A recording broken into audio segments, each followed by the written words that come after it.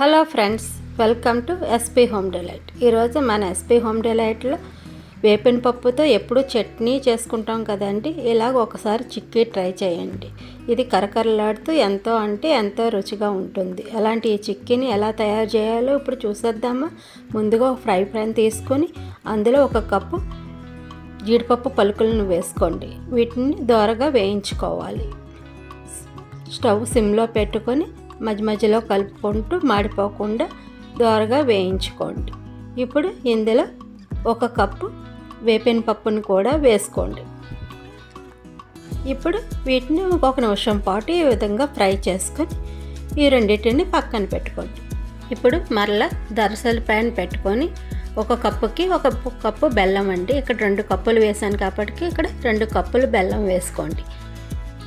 దీంట్లో వాటర్ ఏమీ వేయకుండా ఇలా కలుపుకుంటూ పాకం వచ్చే వరకు ఉడికించుకోవాలి. చూడండి, ఈ విధంగా మధ్యలో కలుపుకుంటూ బెల్లం పాకం దగ్గరికి వచ్చేదాకా ఉడికించండి.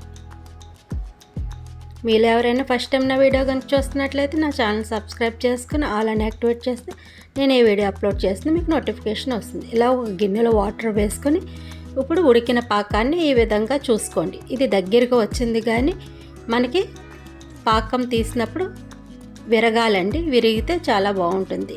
అలాగే క్రిస్పీగా ఉండటం కోసం ఇక్కడ కొంచెం తినీ సోడాని యాడ్ చేసుకోండి.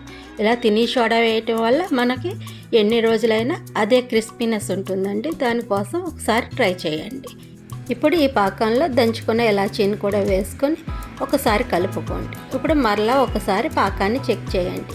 చూడండి, ఈ విధంగా పాకం ఇలా వచ్చినప్పుడు మనం విరగొడితే విరిగిపోవాలండి. అప్పుడు మనం ముందుగా ఫ్రై చేసి పెట్టుకున్న పప్పులను వేసేసుకొని బాగా మిక్స్ చేసుకోండి.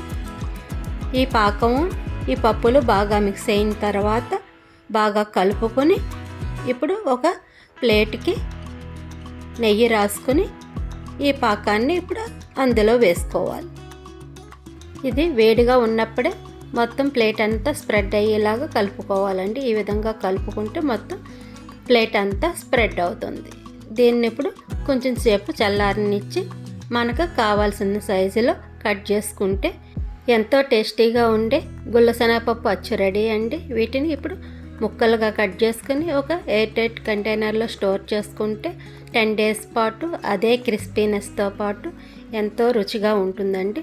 మీరు కూడా ఒకసారి ట్రై చేసి ఎలా వచ్చిందో నాకు కామెంట్ చేయండి. నా వీడియో కనుక మీకు నచ్చినట్లయితే మీ ఫ్రెండ్స్కి, ఫ్యామిలీ మెంబర్స్కి షేర్ చేయటం మర్చిపోకండి. Thank you for watching.